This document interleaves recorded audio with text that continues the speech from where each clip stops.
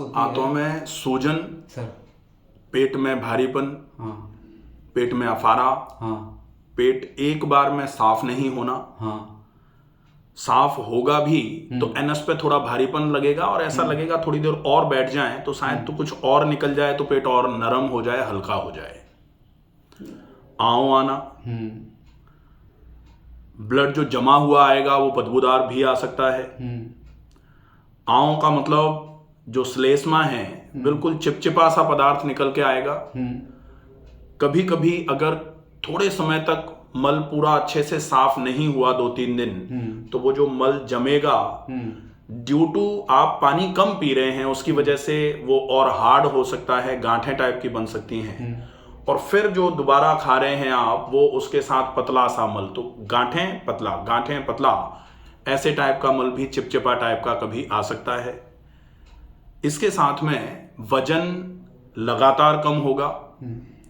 वजन के कम होने का कारण है कि जो भी खा रहे हो वो पच नहीं रहा, शरीर में लग नहीं रहा, और शरीर में जब पचेगा ही नहीं, शरीर में लगेगा ही नहीं, तो वजन तो कम होगा और कमजोरी बढ़ेगी। क्यों?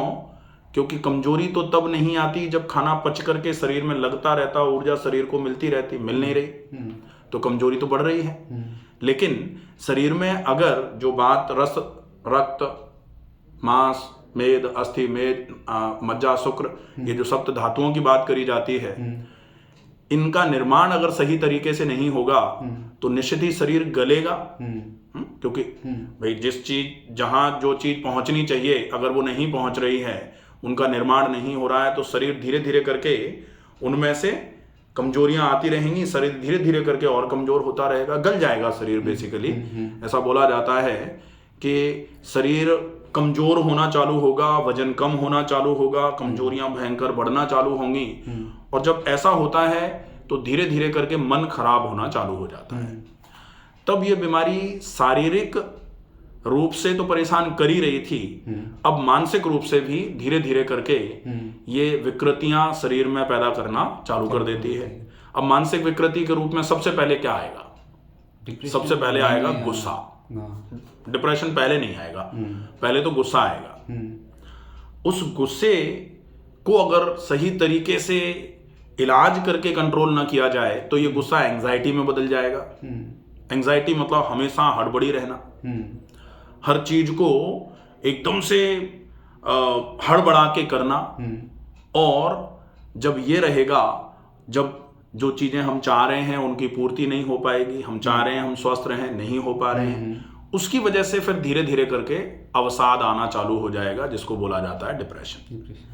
लेकिन ये कोई अलग बीमारी नहीं है, ये गैस्ट्राइटिस में ही रखे जाने वाली एक्स्ट्रा गैस्ट्राइटिस, गैस्ट्रिक सिम्टम्स इनको बोला जाता है, कि गैस्ट्राइटिस की वजह से ही हैं लेकिन एक्स्ट्रा गैस्ट्रिक हैं। आमाशय के अलावा, आमाशय से हट करके शरीर में और कहीं, तो और कहीं क्या क्या हो सकता है? और कहीं शरीर से हटके मन पे आ सकती है बीमारी, और कहीं आमाशय से हटके आंत पे जा सकती है बीमारी, और कहीं आमाशय से हटके लिवर पे जा सकती है, चली गई, अपना बिलिरुबिन बढ़ा हुआ आ रहा है, ठीक है, कंफर्म है। फिर और कहीं हट करके क्रोध, भयंकर ज्यादा गुस्सा, लगातार एंजाइटी, सेरेब्रल एट्रोफी, ब्रेन पर चली गई, ठीक है। सेरेब्रल एट्रोफी के होने को तो और भी कई कारण होते हैं, ऐसा नहीं कि यही एक कारण है, लेकिन ये भी एक कारण होता है। तो अपने यहाँ प्रॉब्लम हो गई, ठीक है। इसके बाद अब सामान्य तौर पर लोग ये सोचते हैं कि आपको पेट की समस्या है, गैस्ट्राइटिस तो कैंसर करा देती है, तो जनरली लोग करा लेते हैं, CEA लेवल करा लिया। CEA का मतलब होता है कार्सिनो एम्ब्रियोनिक एंटीजन। ये जनरली जैसे 4.5 या 4.4 ऐसे करके ये नॉर्मल रखा जाता है। अगर ऐसा माना जाए कि वैसे तो कहने को तो इसको कहा जाता है कि ये लगभग 3.5 के नीचे नीचे ही होना चाहिए, तब ये बिल्कुल ठीक है।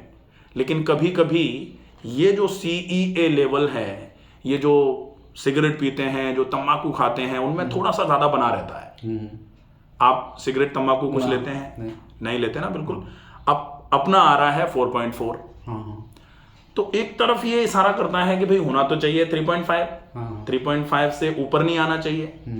तो जिन लोगों को ऐसा लगता है कि कहीं गैस्ट्राइटिस कहीं कैंसर की तरफ तो नहीं चल रही, क्योंकि कैंसर में भी अनयूजुअल वेट लॉस होता है, कमजोरियां आती हैं, शरीर में थोड़ी थकान सी, निढाल सा, आलस्य का भर जाना, ये सारी चीजें आ जाती हैं। तो इस केस में आपको CEA का लेवल चेक कराना था, अपन ने कराया। बैठ जाओ बेटा, आप उधर बैठ जाओ। फिर अब देखना पड़ेगा कि ये CEA फिर ज्यादा क्यों आ रहा है। तो एक तरफ तो डेफिनेटली ये भी कह रहा है कि कहीं ना कहीं कोई ऐसे मार्कर्स थोड़े ही हैं कि जो कैंसर की तरफ इशारा कर रहे हों, क्योंकि CEA अगर नॉन स्मोकर्स हैं तो 3.5 से कम होना चाहिए, लेकिन अगर आप नहीं पी रहे हैं और आपका 4.5 आ रहा है तो डेफिनेटली फिर ये क्या होता है, सम स्मोकर्स में हैव एलिवेटेड CEA लेवल। जो स्मोक करते हैं उनका तो ज्यादा आ सकता है, लेकिन आप स्मोक नहीं कर रहे हैं, आपका ज्यादा आ रहा है, तब फिर ज्यादा आता है। तब कहा जाता है सीरम मार्कर्स जो होते हैं ये CEA लेवल्स के, ये कहीं कहीं थोड़ा सा इंडिकेट करते हैं, हालांकि ये कंफर्म साइन नहीं होते। ऐसा नहीं है कि इनसे ये स्पेसिफिक टेस्ट फॉर मैलिग्नेंसी हो गया, नहीं, लेकिन अपना ज्यादा आ रहा है तो उसको भी अपने को थोड़ा कंसिडर करके चलना पड़ेगा। इसके अलावा फिर अपने एंडोस्कोपी करा ली। एंडोस्कोपी में अपने एंट्रल और कॉर्पोरल गैस्ट्राइटिस आया। एंट्रल का मतलब है आमाशय के नीचे वाले हिस्से में, कॉर्पोरल का मतलब है जो बीच वाला हिस्सा होता है, बॉडी ऑफ स्टमक जिसको बोला जाता है। इसमें गैस्ट्राइटिस आया। गैस्ट्राइटिस मतलब सूजन आई। दर्द किस वजह से होता है? एक पॉइंट पे ऊपर वो एंट्रल गैस्ट्राइटिस की वजह से होगा। वो पहले नहीं था जब एंडोस्कोपी कराई थी? कोई बात नहीं, तो पहले नहीं था, अब आ गया। अब जैसे 6 महीने पहले एंडोस्कोपी कराई थी तो अभी क्या था, 6 महीने पहले गैस्ट्राइटिस थी एंट्रल और कॉर्पोरल रीजन पे। 6 महीने अगर ट्रीट नहीं किया गया, उसको प्रॉपर तरीके से नहीं देखा गया उसको, तो बीमारी तो बढ़ती जाती है ना। जैसे छोटा बच्चा, अगर छोटे बच्चे, अब वो तो एग्जाम्पल गड़बड़ हो जाए, ऑल्सरेशन की वजह से है या नहीं अभी बहुत ज्यादा नहीं कहा जा सकता, लेकिन ये जरूर है कि गैस्ट्राइटिस तो आपको है, ये तो कंफर्म्ड है। अब अगर गैस्ट्राइटिस है और ये कंफर्म्ड है और इसका ट्रीटमेंट नहीं किया जाएगा तो पहले ये इरोजिव गैस्ट्राइटिस में बदलेगी, बाद में गैस्ट्रिक अल्सर में बदलेगी, क्योंकि प्रोग्रेशन तो इसी तरीके से होगा। तो ट्रीटमेंट करना जरूरी होगा। ठीक है। इसके अलावा अगर हम देखें कि जैसे आपने जो थायराइड टेस्ट कराया है, अब जनरली ये बड़ा कॉन्ट्राडिक्टरी हो जाता है कि थायराइड में आपका TSH आ रहा है 37, होना चाहिए 5.5। अब TSH अगर ज्यादा होता है तो थायराइड का नाम होता है हाइपोथायराइड। जनरली ये BMR को कम कर देती है। भूख तो आपको इसकी वजह से भी नहीं लगेगी, लेकिन जब इसकी वजह से भूख कम होती है तो वजन बढ़ना चालू हो जाता है। लेकिन आपका ये बीमारी आपकी ऐसी बीमारी के साथ आ गई कि पूरा शरीर कंफ्यूजन में है, क्या करें। इससे वजन बढ़ना चाहिए था, गैस्ट्राइटिस से वजन गिर रहा है, लेकिन अल्टीमेटली रिजल्ट के रूप में आपको वजन गिरा हुआ मिल रहा है। तो ये वाली बीमारी अभी ज्यादा एक्ट नहीं कर पा रही है बजाय गैस्ट्राइटिस के। तो अपने को सबसे पहले इसको थोड़ा सा साइड लाइन में करके गैस्ट्राइटिस के बारे में सोचना चाहिए। अब गैस्ट्राइटिस ही है, चलो ये तो कंफर्म कर लिया अपन। उसके साथ में आंतों में अगर स्वेलिंग, उसी पे आ रहे हैं अब अपन। आंतों में सूजन आ रही है, सिकुड़न भी हो सकती है क्या? डेफिनेटली हो सकती है। वो तो CT स्कैन एब्डोमेन किया जाए, उससे पता लगेगा कि कहाँ फैली है, कहाँ 6 महीने पहले CT स्कैन की रिपोर्ट भी कराई थी तो उसमें कुछ दिखाएं। अगर आंतों में कहीं फैलाव, कहीं सिकुड़न है तो इसका मतलब होता है IBD। IBD में दोनों टाइप की आंतें आ जाएंगी, बड़ी और छोटी। जनरली IBD 2 प्रकार का होता है। ये कोलोनोस्कोपी कराई है, स्मॉल इंटरनल हेमोरॉइड्स आए हैं, तो डेफिनेटली फिर ये मान लो कि ये जो प्रॉब्लम है ये क्रॉन्स डिसीज है। क्रॉन्स डिसीज का मतलब है इन्फ्लेमेटरी बाउल सिंड्रोम जो होता है IBS, वो तो डेफिनेटली अब नहीं रह गया, क्योंकि अपने अब तो इन्फ्लेमेशन आ गया ना। IBS में इन्फ्लेमेशन नहीं होता है? IBS में इरिटेबल बाउल सिंड्रोम होता है। इरिटेबल मतलब इन्फ्लेमेशन उसमें नहीं होगा। ये CT स्कैन में ये चीज नहीं आ रही है। CT स्कैन में आपके जो आया है बायलैटरल रीनल कॉर्टिकल सिस्ट आए हैं, बावेल थिकनिंग जो है वो माइल्ड सी आई है इसमें, और प्रोस्टेट आया है, प्रोस्टेटोमेगेली आई है। बाकी और तो CT स्कैन बिल्कुल क्लियर आ रहा है। लेकिन बावल थिकनिंग जो है वो माइल्ड बावल थिकनिंग है, मतलब आंतों में सूजन तो है। तो आंतों में सूजन जितनी होनी चाहिए, अगर आंतों में थोड़ी सी भी सूजन आ जाती है, जिसको एंटेराइटिस या कोलाइटिस कह सकते हैं, या फिर क्रॉन्स कोलाइटिस, या फिर इलियोसीकल कोलाइटिस बोला जा सकता है, या एलियोकोलाइटिस बोल सकते हैं इसको, या जेजुनोइलियाइटिस बोल सकते हैं, कई प्रकार की हैं ये। इसमें अगर हम क्रॉन्स के टाइप्स देखेंगे ना तो 5 टाइप का होता है क्रॉन्स। उसमें आपके आमाशय से लेकर के, छोटी आंत से लेकर के बड़ी आंत एनस तक की प्रॉब्लम्स हो सकती हैं, वो आपको हो रही है, ठीक है। अब जनरल है, आपको इसको ठीक करने का प्लान करना है। ठीक करने के प्लान के लिए ये तो अल्ट्रासोनोग्राफी है। अल्ट्रासोनोग्राफी में तो बाकी सारी चीजें जो आपको मैंने अभी तक बताई हैं वो ऑलमोस्ट सारी इसमें लिखी हुई है। इसमें सर ये लिखा हो no obvious bowel wall thickening. Obvious bowel thickening जो है ना स्पेसिफिक नहीं है, ठीक है, नहीं गया है। लेकिन बाउल थिकनिंग तो है। ये बाउल थिकनिंग इसमें आई अल्ट्रासोनोग्राफी में। सीटी स्कैन में ऑब्वियस नहीं है, हाँ, लेकिन बाउल थिकनिंग है। तो बाउल थिकनिंग अगर रहेगी तो जब तक हम आंतों की सूजन को ठीक नहीं करेंगे तब तक बाकी और कोई भी चीज आपके लिए काम नहीं आ पाएगी। अब एक निवेदन ये था, इसमें आंतों की सिकुड़न भी है क्या साथ में? अब आंतों की सिकुड़न है, ये तो सीटी स्कैन में तो आया नहीं, हाँ। लेकिन ये हो सकता है क्योंकि कहीं आंतें, जब आंतों की कमजोरी होती है, आंतों में सूजन आती है, तो कहीं आंतें फूल रही हैं, जहां कमजोर हो गई दीवार वहां अगर गैस भरेगी फूल जाएगी, और जहां दीवार कमजोर नहीं है तो वो वहां नॉर्मल है। अब कहीं अगर आंतों की मांसपेशियों में हाइपर कॉन्ट्रैक्शन हो गया तो वहां सिकुड़ भी सकती है, ठीक है। तो आंतों का स्ट्रक्चर नॉर्मल नहीं है, ये तो कंफर्म है, ठीक है। अब आंतों का स्ट्रक्चर नॉर्मल नहीं है तो ये कौन सी वाली आंत की बात करी जाए भाई? स्मॉल इंटेस्टाइन की कर रहे हैं कि लार्ज इंटेस्टाइन की कर रहे हैं?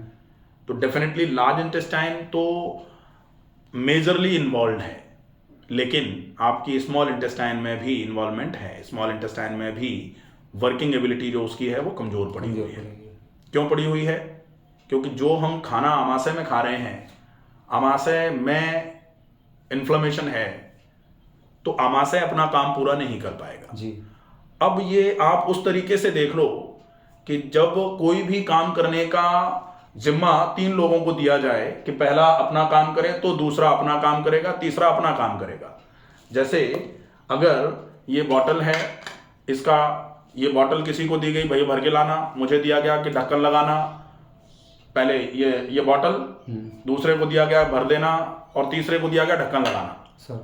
अब अगर मान लो पहले आदमी को दी गई कि बॉटल है, दूसरे को दिया गया इसमें पानी भर देना, अब दूसरे ने पानी नहीं भरा, तो फिर मैं ढक्कन लगा के करूंगा भी क्या? तीसरा आदमी ढक्कन लगा दे, इसमें पानी तो है ही नहीं।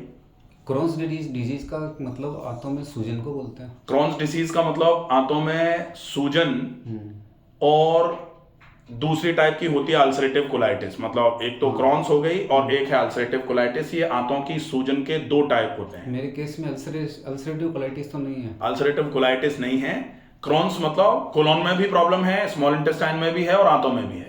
तो ये तो अल्सरेटिव कोलाइटिस से भी गड़बड़ हो गई ना। हाँ। अल्सरेटिव कोलाइटिस तो केवल कोलोन में है। बढ़िया को दिखाया था, बड़ा नामी गिरामी जो है श्याम सुंदरी शर्मा, उन्होंने बोला आईबीएस है।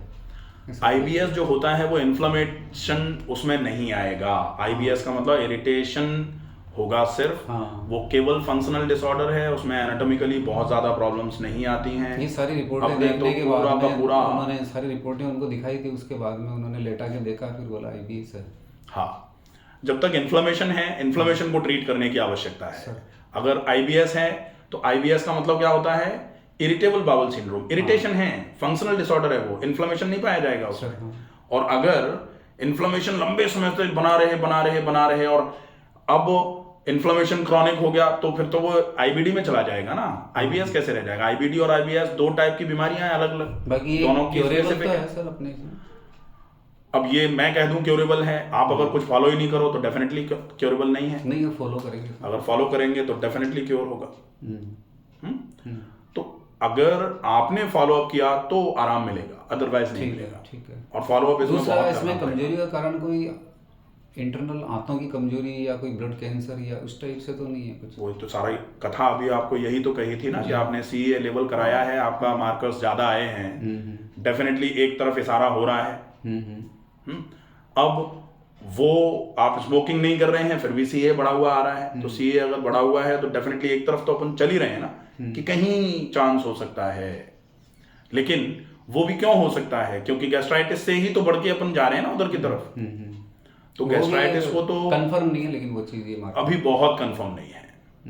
क्योंकि ये स्पेसिफिसिटी नहीं माना जा सकता सीए को, केवल कि सीए बढ़ा हुआ आ रहा है कोई कह दे कैंसर हो गया ना, नहीं कर सकते। हाँ, क्योंकि वो बाकी जो करवाई थी ना ESR वो सब नॉर्मल थी, बाकी अभी उस पर दिमाग ज़्यादा मत लगाओ। फिलहाल अभी जिस समस्या का इलाज करना है वो है गैस्ट्राइटिस। उस गैस्ट्राइटिस को प्रॉपर तरीके से आप ट्रीट करने की कोशिश करो। निश्चित ही आपको इसमें आराम मिलेगा अगर आप अच्छा फॉलोअप करेंगे। बिल्कुल सर। ठीक है। फॉलोअप में सबसे पहले नंबर पर क्या करना है, 3 चीजें विशेष ध्यान में रखनी होंगी जो बहुत सिंपल सी हैं। पहले नंबर पर आप कैसे भी करके अपने डाइजेस्टिव ट्रैक्ट को धो दो, खंगाल दो। ठीक है। जो भी आपके आमाशय में भरा हुआ है, स्मॉल इंटेस्टाइन में, लार्ज इंटेस्टाइन में, सब एक बार अच्छे तरीके से निकले। ठीक है। दूसरे नंबर पर जब निकल जाए तब फिर होता है कि अच्छा भरो। तो अच्छा भरो, अच्छा भरो, अच्छा खाना खाओ, ज्यादा पानी पियो। अब प्यास लगे या नहीं लग रही है, भूख नहीं लग रही है, इसको हम सिर्फ ये कहने लग जाएं कि प्यास इसलिए नहीं लग रही है क्योंकि शरीर में गर्मी नहीं है। तो शरीर में गर्मी नहीं है उसका एक बड़ा कारण तो यह भी होता है कि हम व्यायाम नहीं कर रहे हैं। व्यायाम नहीं करोगे तो फिर ना तो भूख लगेगी ना प्यास लगेगी। जो लोग लगातार बैठ के रहने का काम करते हैं कंपैरेटिवली उनको कम भूख लगती है, जो मजदूरी करते हैं उनको खूब भूख लगती है, प्यास भी लगती है। सही है सर। तो हम इसको दूसरे तरफ से भी तो देख सकते हैं ना कि हमको ज्यादा मेहनत करनी है। अब मेहनत कैसे करें, हम तो अभी तो कह रहे थे कि हमारे शरीर में कमजोरी आ गई। तो फिर क्या करना पड़ेगा, आप कैसी मेहनत करो जो आपसे हो जाए, कंसिस्टेंसी मेंटेन करके। बहुत इजी एक्सरसाइजेज जो हो सकती हैं जी, बहुत इजी ब्रीदिंग एक्सरसाइजेज जो हो सकती हैं उनको करना पड़ेगा। ठीक है। तो 3 चीजें हैं, एक डिटॉक्सिफिकेशन, दूसरा डाइट और तीसरा सर्कुलेशन। 3 चीजें करनी है आपने, डिटॉक्सिफिकेशन, डाइट और सर्कुलेशन। ठीक है। अब ये 3 कैसे करोगे आप जी। इनमें डिटॉक्सिफिकेशन के लिए क्या करोगे, क्लीनिंग के लिए क्या करोगे, जो डिटॉक्सिफिकेशन का ही पार्ट है। फिर डाइट में आपको क्या लेना है कि दोबारा से गंदगी ना भर जाए। ठीक है। और फिर जो अच्छा साफ करके अच्छा भोजन भर के फिर आप उसको पूरे शरीर में पहुंचाने के लिए सर्कुलेट कराना पड़ेगा आपको। ठीक है। तो अच्छे से सर्कुलेट करा दो तो शरीर में जहां जहां कमजोरियां आ रही हैं, जहां जहां शरीर के हिस्से खराब हो रहे हैं, वहां तक अगर अच्छी मात्रा में न्यूट्रिशन और ऑक्सीजन, क्योंकि सर्कुलेशन में दोनों ही चीजें जाएंगी सर। जब खून की चाल बढ़ती है तो श्वास की दर भी बढ़ जाती है। श्वास की दर अगर बढ़ेगी, डीप ब्रीदिंग करेंगे, अच्छी मात्रा में प्राणायाम करेंगे तो खूब सारा ऑक्सीजन शरीर में जाएगा जी। वो ऑक्सीजन खून में जो न्यूट्रिशन है उसके साथ में ही पूरे शरीर में फैलेगा। तो न्यूट्रिशन और ऑक्सीजन शरीर को मिलना चालू हो जाएगा। ठीक है। अब देखेंगे हम कि इसको करना कैसे है। तो ये तो इतना तो समझ में आ गया कि लक्षण क्या क्या हैं। और कोई लक्षण आपको महसूस हो रहे हैं अभी? जैसे म्यूकस में खून किस वजह से आता है? हाँ, म्यूकस में खून आने का एक बड़ा कारण होता है कि आपकी आंतों में मल चिपका हुआ है, बस यही सड़ कारण रहा है। बाकी वो टेंशन वाली बात नहीं है। और अभी ऐसा कोई एग्जैक्ट बहुत टेंशन वाली बात नहीं है। आप एक बार पहले क्लीनिंग करो। दूसरा मेरा निवेदन है कि नाभि के दोनों साइड में जो फुलावट आके और ऊपर की साइड में कटोरी नुमा जो गड्ढा हो जाता है वो मेनली कटोरी नुमा गड्ढा और सूजन आना वो तो आंतों में सूजन का ही है। नहीं, गड्ढा जैसे बीच में कोई फर्क नहीं पड़ रहा, उससे कहीं सूजन आती है। जैसे आप 2 जगह 2 गुब्बारे ले लो, गुब्बारे एक गुब्बारा है इधर कमजोर है इधर कमजोर है, यहाँ फूल जाएगा यहाँ फूल जाएगा तो बीच में गड्ढा तो अपने आप रह गया ना। वो है, वो जो फुलावट कम होगी तो ये कम हो जाएगा डेफिनेटली। वो तो आपको गड्ढा रीजन नहीं है, रीजन है फुलावट। कि 2 जगह फूल गया अगर कोई नॉर्मल से तो बाकी जो नॉर्मल रह गया उसको गड्ढा कह रहे हो। बिना अल्सरेशन के भी दर्द हो सकता है, या जो बीचों बीच दर्द होता है नाभि के 3 इंच ऊपर। कतई आपको कुछ भी नहीं हो, गैस्ट्राइटिस भी नहीं हो, केवल आपके पेट में ज्यादा गैस बन जाए तो इतना दर्द हो सकता है कि लोग चीखते हैं। गैस दर्द तो बिना उसके भी हो सकता जाती है, उसके बाद में भी मतलब जो है रहता ही है। तो एरोजन वो तो अपन कह ही रहे हैं ना कि इन्फ्लेमेशन तो आपको है ही, गैस्ट्राइटिस तो है ही। इन्फ्लेमेशन से भी दर्द होता है? डेफिनेटली होगा।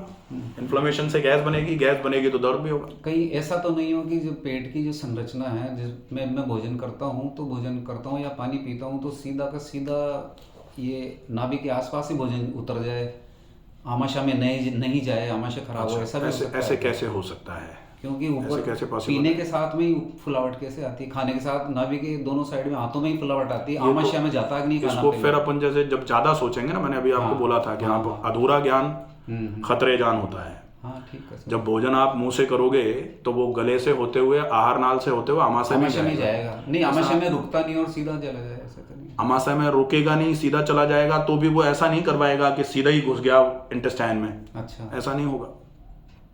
आमाशय में आपके एबनॉर्मली रुक रहा है, बल्कि क्योंकि इन्फ्लेमेशन है, इन्फ्लेमेशन के केस में आमाशय अपना काम अच्छे तरीके से नहीं कर पा रहा है, और आमाशय अगर अपना काम नहीं कर पाएगा तो आमाशय का काम होता है पाचक रसों के साथ मिलाना जी, पाचक रसों के साथ मिला करके फिर थोड़ा थोड़ा करके धीरे धीरे करके उतारना।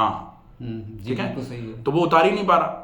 ये उतार नहीं पा रहा, और मेरी जो फुलावट की वजह से ये दिमाग में आ रही थी, जो मैंने निवेदन कर दिया कि ऐसा तो नहीं आमाशय काम नहीं कर रहा और भोजन नीचे उतर जा रहा है। नहीं, भोजन नीचे अगर उतरता, क्योंकि यहाँ फुलावट नहीं आती है, नीचे ही फुलावट आती है। हाँ, तो भोजन अगर उतरता तो फिर वो मोशन कराता। अच्छा, ऐसा नहीं है, ऐसा नहीं। ठीक है। इसलिए बहुत अब जरूरी जो है, सबसे पहले तो आमाशय को ही ट्रीट करो। हाँ साहब। और आमाशय को और ट्रीट एक करने के निवेदन लिए करना और भूल गया मैं कि 1.5-2 साल पहले मैंने टेंशन करी थी ज़्यादा। टेंशन करने के बाद में नींद मेरी बंद हो गई थी, तो एंटी डिप्रेसिव गोलियां मैंने ली और नींद की गोलियों पे भी रहा। उसके बाद में स्थिति खराब हुई है मेरी। देखिए, गोलियां तो आप कोई सी भी खाओगे, सिर्फ इसमें जो गोली चलती है वो चलती है HCl रिलीज को कम करने का, PPI जिसको प्रोटॉन पंप इनहिबिटर बोला जाता है, वो गोली चलती है। वो तो मैंने नहीं ली थी, मेरे को एंटी डिप्रेसिव टेबलेट्स और नींद की एंटी डिप्रेसेंट्स भी जो दी जाती हैं वो भी गैस्ट्रिक इरिटेशन करा करके गैस्ट्राइटिस कराने में बहुत हेल्प करती उन नींद की गोलियों ने ही किया है कबाड़ा ये। डेफिनेटली कर सकती हैं, लेकिन जब आवश्यकता होती है तो देनी भी पड़ती है भाई। डॉक्टर्स के पास आप जाओगे, नींद नहीं आ रही तो क्या करेंगे वो? पिछले 25 दिन से नींद की और डिप्रेशन की गोली बिल्कुल छोड़ रखी है, गोलियों पे निर्भर नहीं रहना चाहता। वो आपके चाहने से कुछ नहीं होगा। अगर आप ऐसा करोगे कि आप अपने मन से चीजों को पकड़ लो, अपने मन से छोड़ दो, नहीं, मैं इसीलिए तो आपके प्रॉब्लम में आ जाऊँ जाओगे कि भाई प्राकृतिक चिकित्सा से ही नींद आने लग जाए तो अब वो एकदम से ऐसा तो नहीं होगा कि आप दवाइयां खा रहे थे एकदम छोड़ दो और प्राकृतिक चिकित्सा से नींद आने लग लाइट जाए। डोज लेने लगा था बाद में। हाँ, तो वो आपको कंटिन्यू करनी पड़ेंगी। एक 2 दिन में ले रहा था सर। वो आपको कंटिन्यू करनी पड़ेंगी। आप अगर दवाइयां एकदम छोड़ोगे तो वो ठीक उचित बात नहीं है, प्रॉब्लम होगी उसमें। ठीक है, तो दवाइयों को छोड़ने का एक तरीका होता है। ऐसा नहीं है कि भाई आज मन किया, आज दवाई नहीं खा रहे तो आज छोड़ दी, फिर तो ऐसे तो फिर पूरा का पूरा गड़बड़ी हो जाएगा, ऐसे तो मामला खराब हो जाएगा। ठीक है, आप दवाइयों को छोड़ना चाहते हो तो आप दवाइयों के अनुरूप, दवाइयों के समकक्ष कुछ करना चालू करो, तब तो छोड़ो। अपन ऐसे ही दवाई छोड़ दें तो ऐसे तो दवाई नहीं छूटेगी। ऐसे दवाई तो आप किसी एक चीज की भी नहीं छोड़ सकते सर। मेरे केस में आपको HCl के बारे में क्या लगता है सर, कि कम है, ज्यादा है? HCl तो ज्यादा ही है डेफिनेटली। अभी जब अपने कॉर्पोरल एंट्रल गैस्ट्राइटिस आ रही है, एक्चुअल में खट्टी डकार नहीं आती है, उससे कोई फर्क नहीं पड़ता। ऊपर जैसे गैस कभी कभी इन दिनों में जरूर हल्का फुल्का दर्द हो जाता है कभी गैस का, बाकी वैसे पहले कभी नहीं होता था। सामान्य सादी बिना किसी टेस्ट की डकार मुझे जरूर आती है, डकारें आती है। उल्टी मतली का जीव भी बढ़ता है यहाँ पे, ये अपर एब्डोमेन में उल्टी मतली। उसका आप ये मान के चलो कि HCl का रिलीज ज्यादा है, उसकी वजह से आपको प्रॉब्लम आ रही है। पित्त के तासीर है आपकी। पित्त तो 5 प्रकार का होता है। 5 प्रकार में एक पाचक पित्त होता है, वो भी आपका बिगड़ा हुआ है। जो बाकी के शरीर में जलन और बाकी के शरीर में कहीं दिक्कतें आ रही हैं, आंखों में प्रॉब्लम आ रही है या मस्तिष्क में आपके दिक्कत आ गई, नॉन कॉज है आप तो। मेन बात सर निवेदन ये था, भूख और प्यास का मेन रीजन क्या है, क्यों बंद? अग्नि को बोलेंगे, क्या बोलेंगे? भूख प्यास तो आपको जब पेट की इतनी बड़ी समस्या लेके बैठे हुए हो तो भूख प्यास तो खत्म होगी ही ना। उसको ठीक करो तब तो भूख प्यास लगेगी। अब अग्नि पे अपन चिपक जाएंगे कि अग्नि मंद है कि अग्नि ज्यादा है, तो फिर डेफिनेटली फिर अपने क्लियरिटी तो हो ना दिमाग नहीं। क्लैरिटी, आप जैसे क्लैरिटी का मतलब होता है आप क्लियर करके खत्म करो उसको। आप खत्म नहीं करना अपने को, तो वो खत्म करने के लिए कम से कम मन में से उस समय चीजों को निकालो। ठीक है, और जब तक वो निकाल करके नहीं चलोगे ना, तब तक आराम नहीं होगा। इसलिए आपके शरण में हूँ। बात इतनी सी थी कि भाई पेट में जिनके आयुर्वेद में गए तो वो अग्निमंद की दवाई देते हैं, अग्निमंद के लिए अग्निमंद की दवाई दे दे के, जैसे मान लो आपको अभी अजवाइन दे दिया जाए, मेथी दे दें, तो ये अजवाइन और मेथी शरीर को और गर्म करके हालत खराब कर देगी। क्योंकि शरीर में जब इन्फ्लेमेशन है, इन्फ्लेमेशन में एक इन्फ्लेमेशन के 5 साइन होते हैं, उसमें एक हीट एक साइन है। तो अब अगर हीट पहले से ही आप गर्म चीजें खा लो तो प्रॉब्लम होगी ना उससे। तो नहीं कर सकते आप, नहीं ले सकते उसको। जरूरी चीजें जो है, अगर कोई कीड़ा हो, कोई कृमि हो या कोई इन्फेक्शन हो या और कुछ हो, वो भी निकल जाए साथ में अगर बाई चांस हो तो उस पूरे का प्लान कैसे किया जाएगा, आपको फॉलो अप पर क्या फॉलो करना है, इसको आप बहुत अच्छे तरीके से समझ। लास्टली इतना पूछना चाहूंगा कि अपने को ये बहम भी निकालना चाहिए कि अगर कोई अंदर कोई ऐसी कोई चीज तो, हालांकि गांठ वांठ तो है नहीं, जैसे मैंने रिसेंटली वो करवाई थी सोनोग्राफी, तो कैंसरस होता तो उसमें गांठ आती है ना कहीं। मैंने अभी थोड़ी देर पहले, अब यहीं से अपन समझें हाँ सर। कि आप एक चीज को 3 बार मैं बोल चुका कि कैंसर CA लेवल आपका थोड़ा बढ़ा हुआ है, उसकी तरफ अपन थोड़ा विचार करके चलेंगे। लेकिन अब मेरे बोलने से अगर कंफर्म करना है आपको कि नहीं है तो मैं आपको 100 बार लिख के दूंगा। उससे अगर नहीं हो तो मैं 1000 बार लिख के दे दूंगा आपको कि भाई आपको नहीं, मैं कह दूं नहीं है और आपको बीमारी खत्म हो जाए।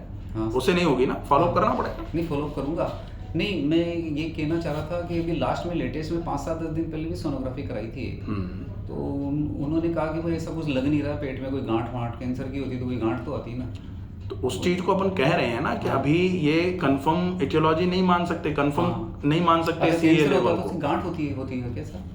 कई प्रकार के होते हैं कैंसर, तो फिर गांठ भी हो सकती थी डेफिनेटली, तो वो तो नहीं है अभी। नहीं है। ठीक है। और लास्ट में टीबी